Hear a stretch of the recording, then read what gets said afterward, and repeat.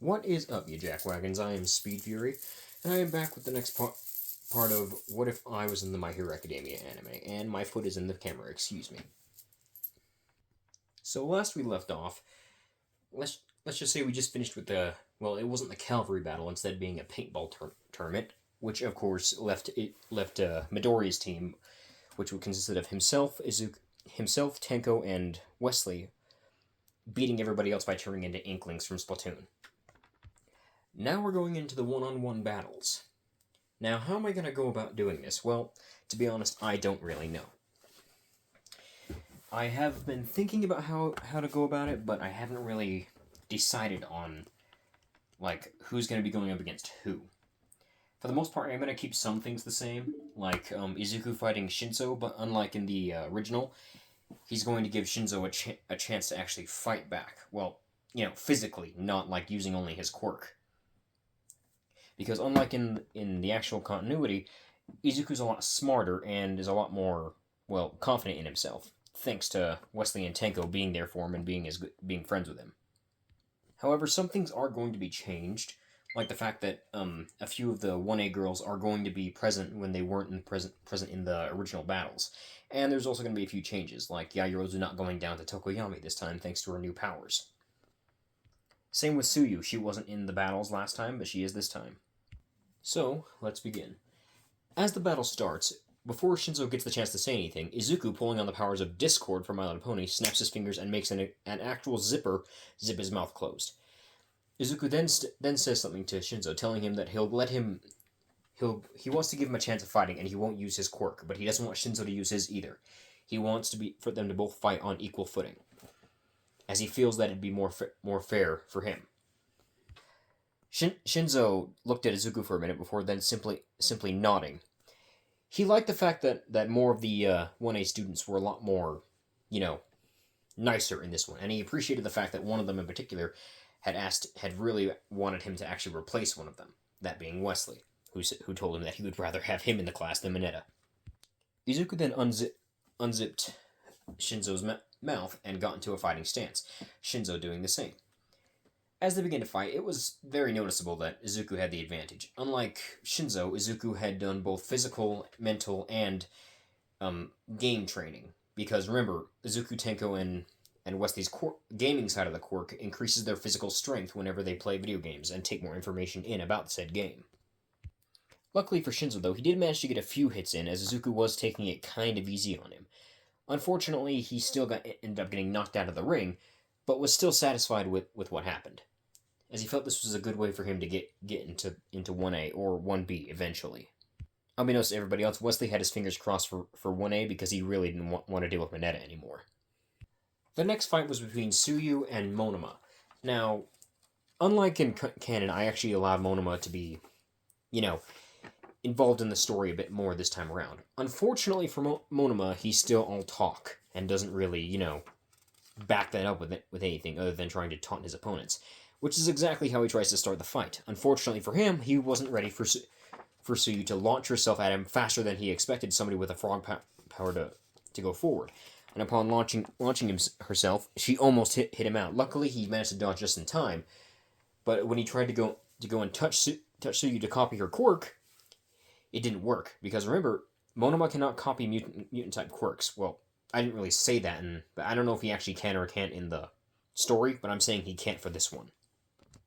He was then shocked when Tsuyu was covered in a brief green light and transformed into her frigid demon form, which caught everybody, including the people in the stands, off guard. Nobody had seen Tsuyu's alternate form yet, except for, a few of the girls and Wesley. Some of the girls stared at Wesley in shock as to how he managed to, do that quickly, give her a new form that fast. The other three girls stayed silent as they didn't want to let people know about their new powers yet. Monoma started to talk about how Tsuyu was hiding her true powers, but he was cut off as Tsuyu, with a single punch, sent him flying out of the ring and embedded him into the wall. She was getting kind of irritated with how much smack he was talking without actually showing any actual skill. He did tend to rely on his quirk a bit too much, and he obviously didn't copy anybody's powers before joining this fight. Tsuyu simply reverted back into her disguised form before walking out of the other side of the ring, not bothering to see if Monoma was okay or not. The next fight was Bakugo versus Uraraka. Now, unlike in the original one, thanks to Wesley's intervention with how Uraraka does things, he did convince her to learn how to fight better. And of course, remember, Uraraka does have a new Omniforce form as well. However, unlike Suyu, Uraraka wasn't going to just use um, her true form, her Omniforce form, to beat Bakugo. She didn't want to reveal that just yet. So as Uraraka charged towards Bakugo, expecting to be able to easily hit her with his explosions, he threw an explosion with the famous right hook that he was known for. Thanks to Izuku and Uraraka being closer friends than they are in the original, Uraraka actually dodges this and does the exact same move Izuku does to Bakugo, throwing him over the shoulder and slamming him into the ground. Bakugo was even more shocked when Uraraka slammed her fist into his face, knocking his head into the ground even harder. What ticked Bakugo off more is that she wasn't using her quirk at all. She was only using her pure power and strength to actually beat him. Unfortunately for Uraraka, she would end up losing, due to the fact that the more angry and sweaty Bakugo would get, the stronger he would become, due to his power coming from his sweat. This resulted in a howitzer impact, knocking her out of the field. However, unlike in the original, Uraraka was very disappointed with the way she did in her round. She was actually kind of happy with what she did because she threw Bakugo off on multiple occasions. She still lost, but she wasn't disappointed at it. In fact, she was very happy. And this time, when calling her parents, she would actually express how much she was actually improving, and her parents were equally as proud of her for how well she did. The next fight was actually with Wesley and Tokoyami. Now, just like Uraraka, Tokoyami actually took Wesley's advice and got some actual physical fighting done, and actually got himself physically stronger, and took some martial arts classes. Now, because Tokoyami has his whole Dark Shadow thing, and he can fight with him, Wesley decided to use a little something of his own. Wesley's body began to glow. His overall appearance didn't really change all that much. His skin did become a little bit darker, but it was the fact that his forearms became a little bit bulkier, and for some reason he had a cape on his back? No, it was a cloak. When the light died down, it was revealed to everyone that he looked the same in terms of facial and facial appearance and all around looks, but his outfit and everything else had changed. He now wore a metal chest guard over his chest with two metal what looked like gauntlets over his hands. But it was the objects that were inside the gauntlets that caught everyone's attention. Pokeballs.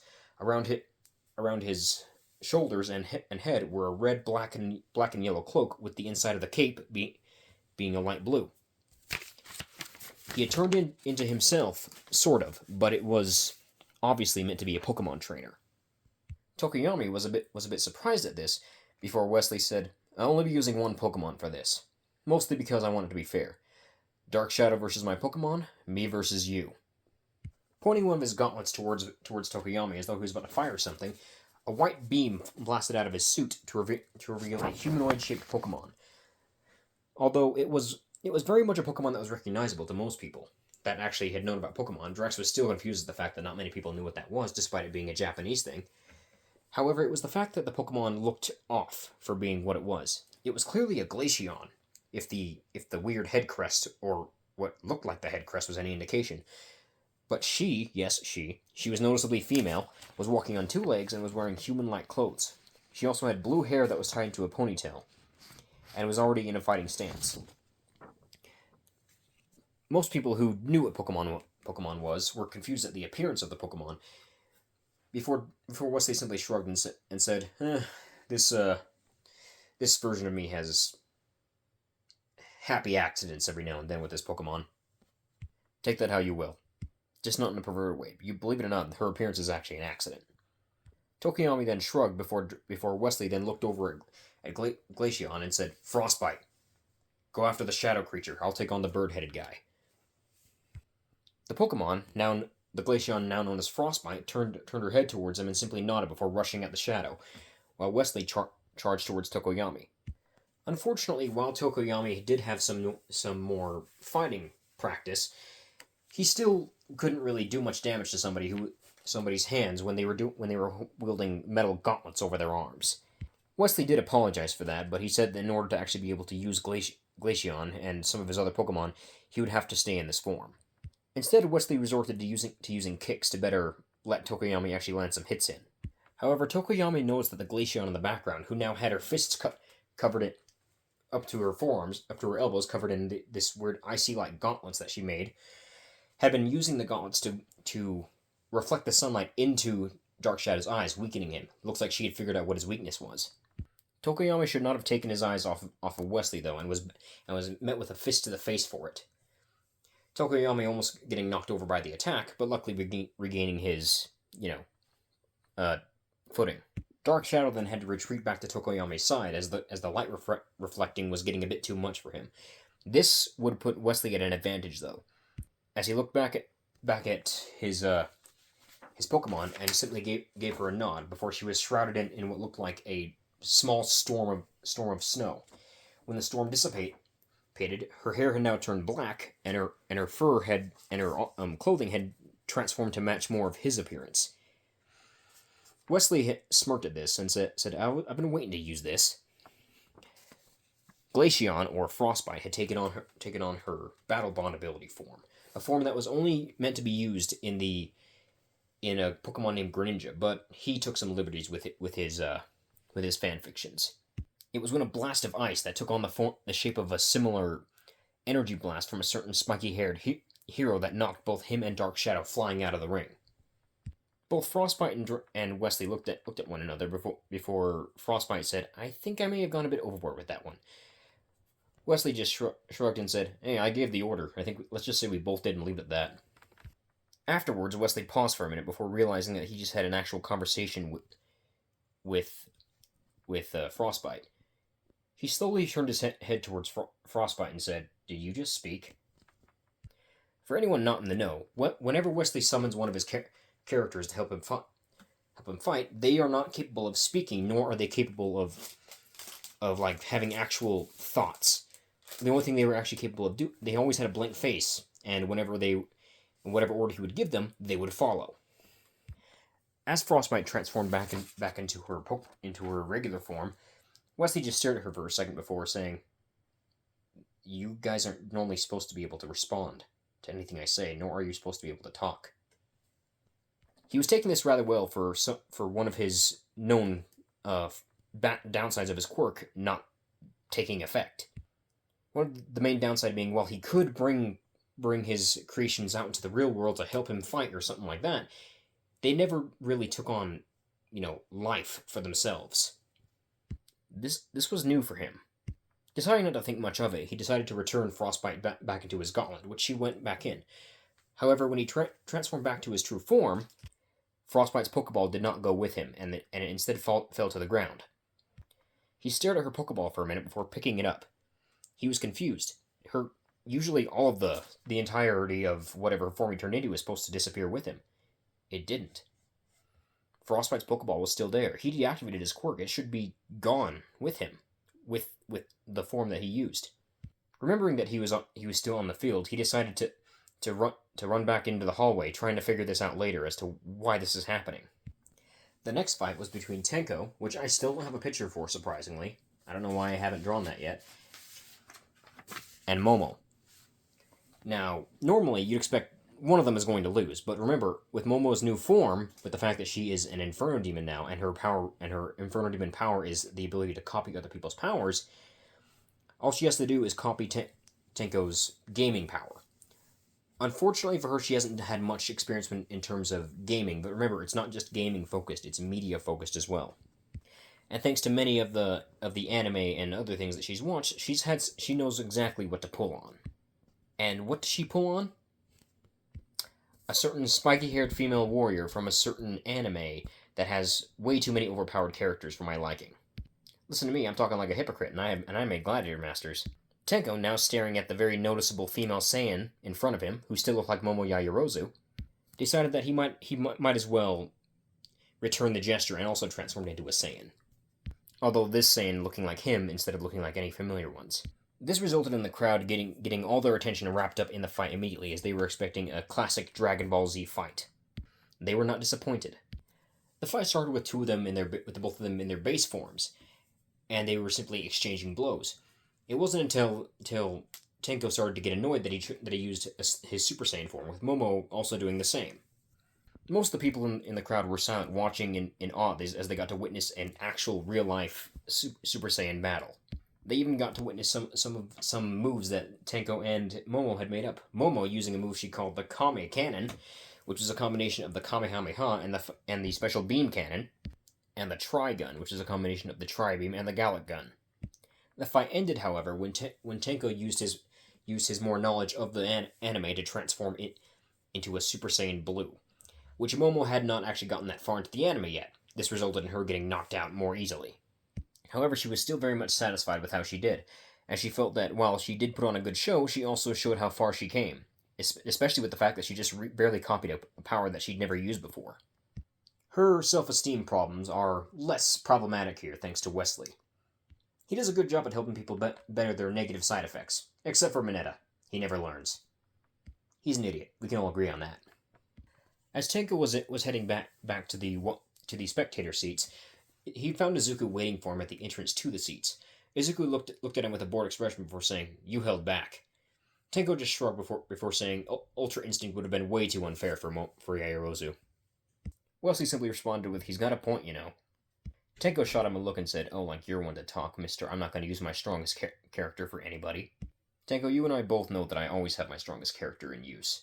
I just don't use him to fight." "Yeah, about that," said Izuku, who then gave Wesley a look.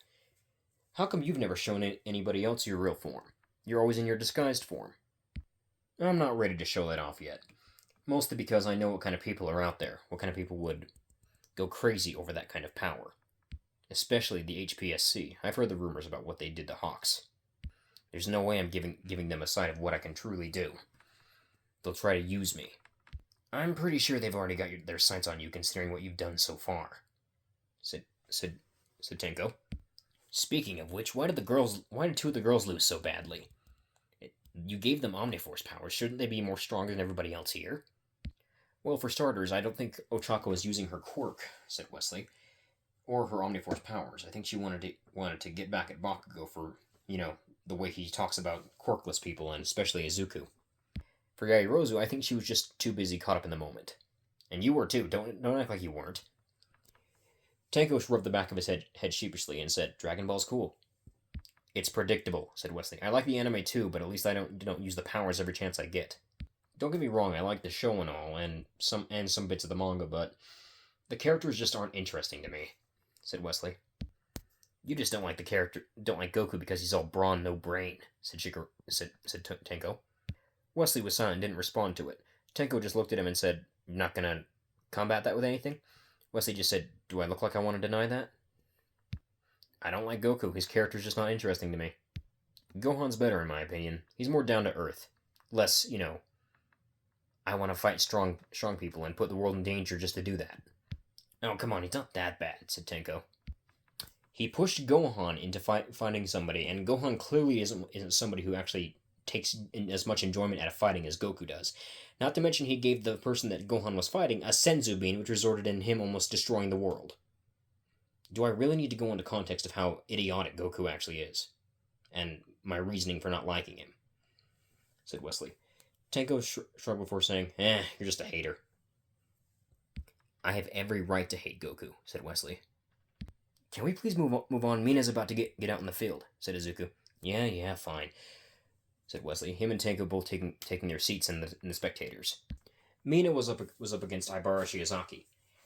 Now, you'd think that this would go similar to how it does in canon, with Mina not being a very good straight-A student, and, being similar to Kaminari in that sense. It doesn't go that way. Remember, Mina has Omniforce powers now, and she has poison manipulation on top of her acid manipulation, which is now stronger thanks to her Omniforce abilities. Every time Ibara would use her vines to attack or block, Mina would simply melt the vines with her acid. It only took Mina getting close enough to Ibara for her to basically release a poisonous gas from her body that, instead of poisoning Shiozaki, actually paralyzed her upon inhaling. It was a temporary paralysis and didn't really hurt, but she couldn't move for at least 10 minutes, which allowed Mina to basically pick her up and push and throw her out of the ring. Now, like Uraraka, Mina did not use her true form. She stayed in her disguised form, like Uraka not wanting to reveal her true power yet. Ibara wasn't really all that disappointed. In fact, nobody could actually tell what was going on inside her head. Wesley was more confused as to where the light was coming from when she was kneeling down. That was confusing him. "I'm not the only one that sees that, right?" said Wesley. Denki lifted up his hand. He says, "Nope, I see it. I'm just as tripped out as you are." "I thought I was on a sugar rush," said Rikido. Next up was Todoroki and Sero. That goes as it does normally. After that comes Kirishima and Tetsu. That also goes as it does normally. Then Mei and Ida. Also goes as it does normally. Now we move on to the second round fights, and the first fight, instead of being Izuku versus Todoroki, is actually Wesley versus Todoroki. Now, I don't know if I covered this in the last part. I don't think I actually did. But Todoroki still did tell Wesley and his team, which was Tenko and Izuku, about his life, and about what had happened to him. Wesley, hearing this, he already didn't really like Endeavor. Now he just outright hated him, because that was not how a hero was supposed to behave. However, still hearing that Todoroki was going to use only his ice did irritate him a little bit, and he was planning on getting Todoroki to see what he was doing was really stupid. It wasn't because he felt that Todoroki was disrespecting others by only using his right side. It was more along the lines that he felt that Todoroki would cause somebody else's death if he didn't do what was, right in the future. And the fact that for all his talk about disowning his father, his way of going about it seemed to entirely revolve around him and not around himself, which kind of irritated Wesley that he would go as far as to say that he would only use his mother's power, but still do exactly what his father wants. As Wesley was sitting in his waiting room, he went to leave as it was almost his time to get out into the field. However, he was met face to face with Endeavor, who had just finished talking with Todoroki. Shoto Todoroki, not, Endeavor. Unbeknownst to him, though, Shoto was still around the corner, listening in on the conversation. "I've been looking for you," said Endeavor. "Oh, great. What do you want, you piece of shit?" said Wesley. Endeavor's face scowled at that. "Watch your tone, boy. I'm the number 2 hero." "Good for you. What do you want, a medal?" said Wesley. "I don't care about who you are. You're a piece of shit, and I already hated you before, and now I hate you even more." "My Shoto will surpass you," said Endeavor. "Yeah, I don't really care, pal." Wesley was pretty much brushing Endeavor off as though he was really nothing to be concerned about, which, to him, he wasn't. "I want you to get him to use his fire." Wesley was kind of annoyed at the fact that Endeavor was kind of brushing off his insults, but he had something up his sleeve that he would plan on doing. "Oh, I thought you wanted him to win," said Wesley. Endeavor looked down at him before saying, I want you to force him to use his fire by going all out." "You realize that if I go all out, he'll just be out of the ring in under 5 seconds, right?" said Wesley with a bored expression. Endeavor just looked at him before saying, "I highly doubt that. Shoto is meant to surpass All Might." "Meant to surpass All Might," said Wesley. "The guy who's probably around his 50s by now is going to be retiring soon.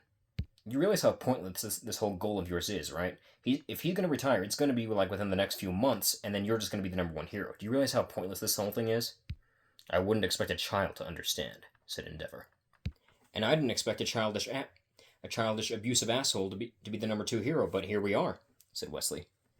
Endeavor flared at that, irritated at the boy not seeming to take him seriously. "You have a lot of confidence to insult somebody stronger than you," he said. Wesley's cocky smirk vanished as he was covered in a blue light. His size began to increase as his hair went from being the normal straight and short hair that it was to being long and spiky. Large protrusions grew out of his back as he grew taller. Another longer protrusion grew out of his tailbone, with two more protruding from his head. When the light faded, Wesley now stood taller than Endeavor by quite a few feet. 10'5" in height, blue skin, red piercing eyes with blue and red dragon wings, blue lightning bolt shaped horns, and a long blue tail with a black lightning bolt at the spike on the end of it. Standing before Endeavor was Wesley in his true form, revealing it for the first time in front of anyone, aside from Izuku and Tenko. Endeavor didn't seem to be fazed by Wesley towering over him as he was, and looked like he was about to say something, until a blue aura erupted around Wesley as his hair turned from the black and gold that it was to a dark navy blue as it began to spike upwards even further. His eyes were glowing a light blue in the process, and his fists and pretty much everything around him was surrounded by a raging blue inferno. In this form, he gazed down at Endeavor with nothing but pure hate and contempt in his eyes.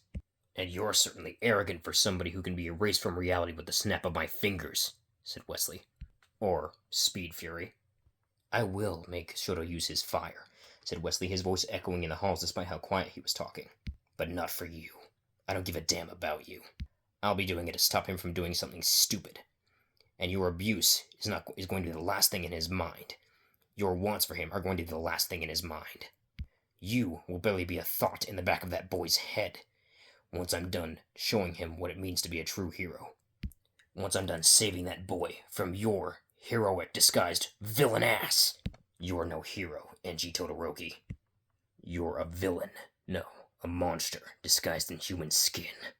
A shockwave of blue energy erupted around him and Endeavor's flames went out. He was then hoisted into the air by the shirt by Wesley. "So take my advice, you hellspawn. Start being a better hero. Start being a better father. Because if you don't, by the time I'm a hero, I'll make sure that when you're erased from reality, nobody will even remember you were a thought. Nobody will remember the name Endeavor or Enji Todoroki. That's the thing about my erasing abilities. When I erase someone, nobody remembers they exist. Nobody except me. And I only erase people who deserve it. And at the moment, you deserve it. My goal of becoming a hero is to protect those who cannot protect themselves. Protect those from people like you. Remember what I said. Endeavor. Because if you don't, as soon as I get my hero license, you're going to be the first target of my first mission. And nobody will even know what happened to you." He threw Enji down the hall as he hit the ground a couple of times before finally stopping. It wasn't enough to actually cause any damage to the building, so nobody would actually know, and he used his powers to knock out the security cameras before doing this. He then reverted back into his previous state, being the blue-skinned hero from before then also reverting back into his disguised form. Todoroki, who had thought he had been pretty discreet the entire time, had his eyes widened in shock. He had no idea that Wesley this whole time was in disguised form. However, he didn't know that Wesley knew he was there the whole time, and Wesley wasn't going to let him know. He wouldn't let him know until after the sports festival. As they both came to the combat field, Wesley saw that Todoroki was a bit nervous and a bit shooken up. He would have expected that, considering he was watching what he did to his dad, or his abuser, as Wesley would call it. "Hey, Todoroki," said Wesley. Shoto looked up and saw that Wesley was still was looking at him with somewhat of a bored look in his eyes. Todoroki then looked around and realized that nobody else was moving. It had gone completely silent. "Yeah, I stopped time," said Wesley.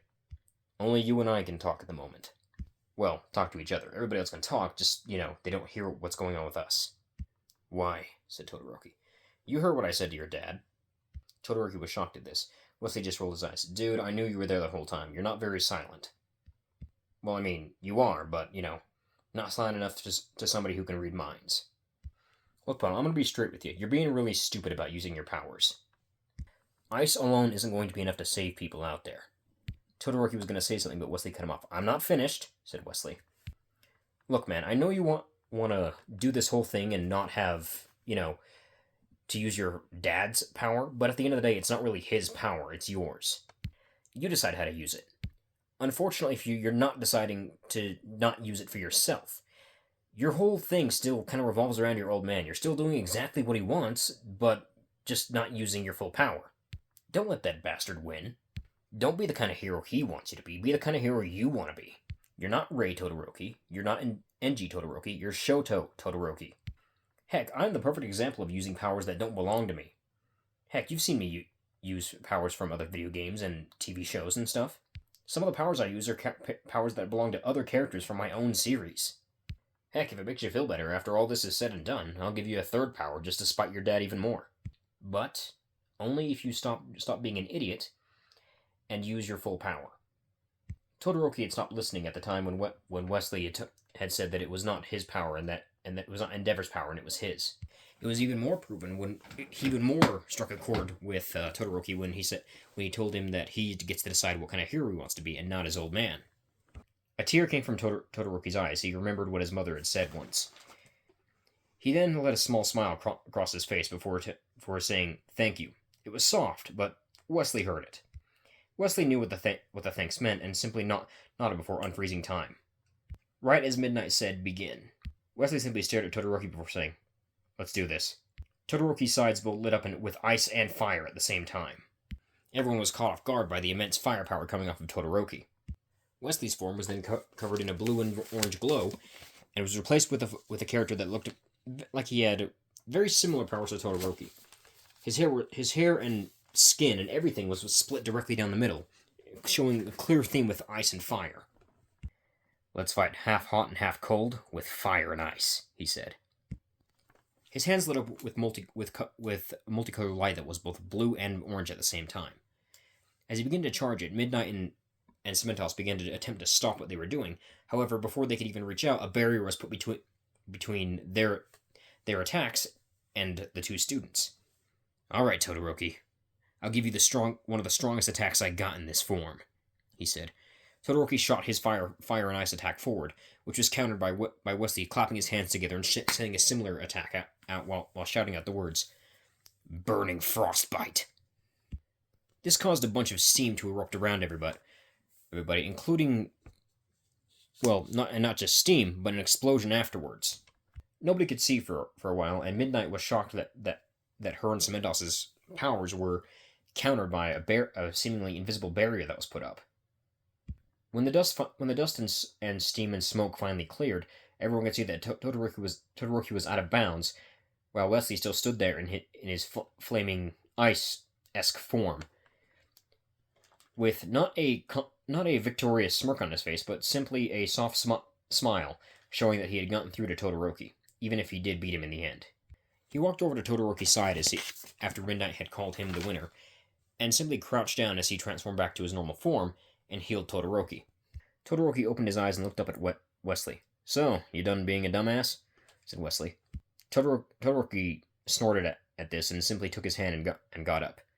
So is that a yes? Said Wesley. Todoroki rolled his eyes before nodding, and they both walked out of the ring back to the spectator stands. The next fight was between Izuku and Tenko, both of which were very much ready for this fight. They both had the same power, so they wanted to see who could outdo the other one in terms of power and strength. At the same time, a mysterious device materialized on both Tenko and Izuku's wrists. Wesley recognized both of them as the Omnitrix. However, what caught him off guard was what happened after they both slapped down the dials. Izuku transformed into swamp fire. However, when Tenko slapped down the Omnitrix, instead of a green flash, there was a pink one.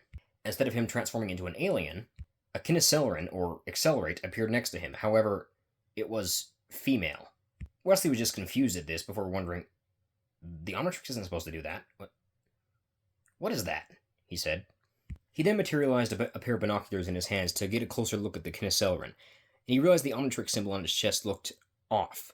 Instead of being an hourglass shape, it was, well, still hourglass shape, but the two ends of them looked more like hearts, and it was pink.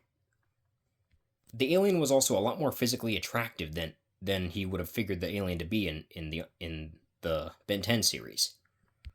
Izuku seemed just as confused at this. The fight seemed to go on for quite a while, with Izuku transforming into Jet Ray to hopefully combat the Kineceleran that Tenko had summoned. Unfortunately for Izuku, the Kineceleran being an actual Kineceleran and not being, Tenko in a Kineceleran form, still knew what she could do better than Izuku could, and immediately slapped him out of the air and knocked him into the ground, with her celebrating by glomping Tenko and hugging him. However, Tenko pushed her off and said that she was still in the battle. Izuku then transformed into a new alien to hopefully get the jump on her, and then Wesley just facepalmed. Of course he would use Fast Strike against an Kineceleran. You stupid Izuku! Tenko slapped the pink Omnitrix again, and she transformed. Or was rather, replaced. Standing in the Kineceleran's place was a female-looking Humongosaur, which Fast Track wasn't able to really do anything about because she was too big for him to actually knock over. Izuku was then punted like a football across the stadium. Wesley was too busy trying to figure out why Izuku wasn't going for Tenko and only was going for the aliens. And also trying to figure out what the heck was up with Tenko's version of the Omnitrix. Once again, the female alien celebrated before picking Tenko up and hugging him to where he could audibly hear some cracking noises coming from Tenko's spine. This resulted in Tenko changing alien again, this time into a female-looking heat blast, which by the expression on his face, he wasn't aiming for heat blast. Izuku transformed into water hazard, and this time, thinking actually smart for once, went after Tenko. When the heat blast attempted to stop him, she just got a face full of water, which put her out briefly, and Tenko was then knocked out of the ring by Izuku using the female heat blast as a way to push him out easier.